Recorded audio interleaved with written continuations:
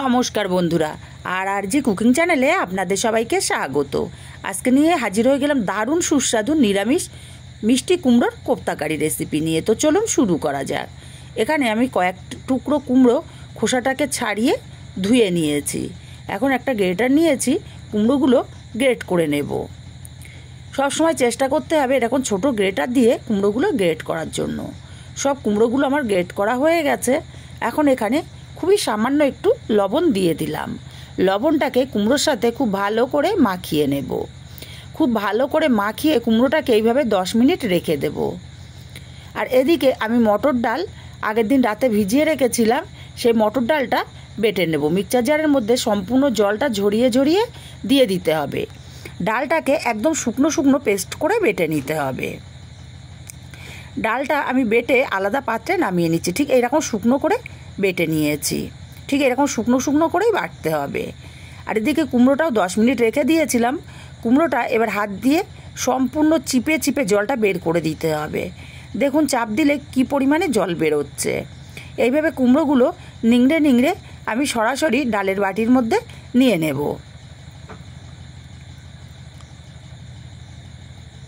কুমড়োর থেকে প্রচুর পরিমাণে জল বেরিয়েছে, জলটাকে ফেলে দেব।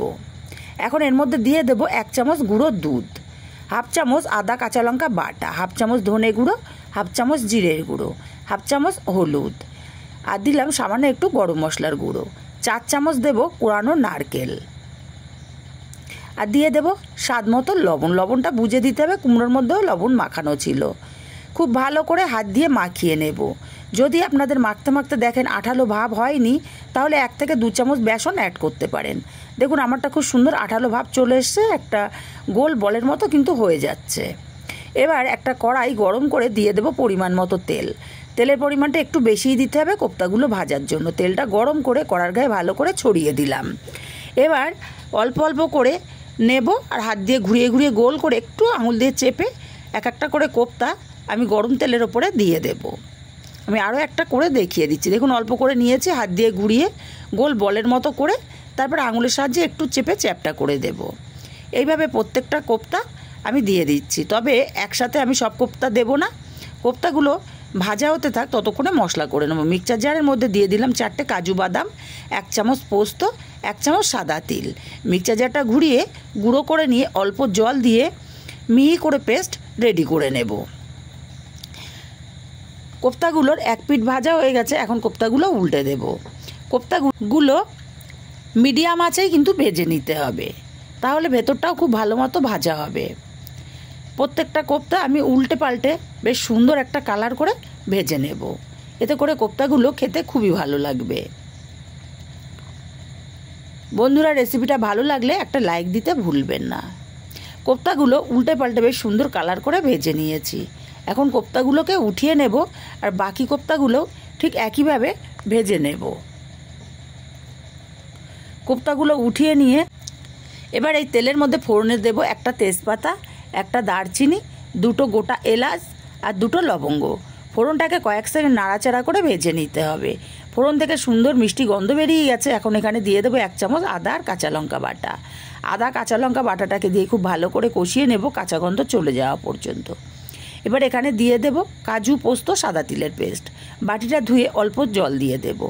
মশলাটাকে খুব ভালো করে কষিয়ে নিতে হবে। মশলাটা খুব ভালো করে কষিয়ে নিয়েছি আর তিল দেওয়ার দরুন মশলা থেকে অনেকটাই তেল বেরিয়ে গেছে।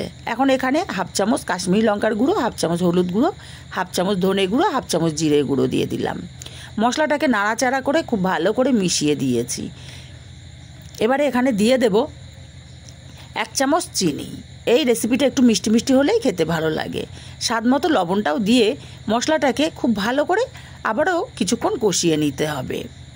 মশলাটা খুব ভালো করে কষানো হয়ে গেছে। এবার এখানে দিয়ে দেব দুধ। আমি গুঁড়ো দুধ গরম জলে গুলে তারপরে ব্যবহার করছি। আপনারা চাইলে কিন্তু গরুর দুধও ব্যবহার করতে পারেন। নাড়াচাড়া করে মিশিয়ে দিয়ে দুধটাকে এইভাবে 5 মিনিট ফুটিয়ে নেব। দুধটা 5 মিনিট ফুটিয়ে নিয়েছি। একটু নাড়াচাড়া করে এখানটা দিয়ে দেব সামান্য একটু গরম মশলার গুঁড়ো আর 1/2 চামচ পরিমাণে ঘি আর গরম মশলাটাকে দিয়ে খুব ভালো করে নাড়াচাড়া করে মিশিয়ে দিতে হবে। এই পর্যায়ে ঘি গরম মশলা দিলে কোপ্তার মধ্যে ঘি গরম মশলার গন্ধটা খুব ভালো মতো ঢুকে যাবে, এতে করে কোপ্তাগুলো খেতে খুবই ভালো লাগবে। এবার ভেজে রাখা কোপ্তাগুলো দিয়ে দিয়েছি। কোপ্তাগুলোকে দিয়ে নাড়াচাড়া করে আমি 5 মিনিট ফুটিয়ে নেব। কোপ্তাগুলো 5 মিনিট ফুটিয়ে নিয়েছি। কোপ্তাগুলো ফুলে ডবল হয়ে গেছে, আর ঠান্ডা হলে এতটা ঝোল থাকবে না। আমি এখন কড়াটাকে নামিয়ে নেব। আমি আলাদা পাত্রে কোপ্তাগুলো নামিয়ে নিয়েছি। রেসিপিটা কেমন লাগলো কমেন্ট করে জানাতে ভুলবেন না।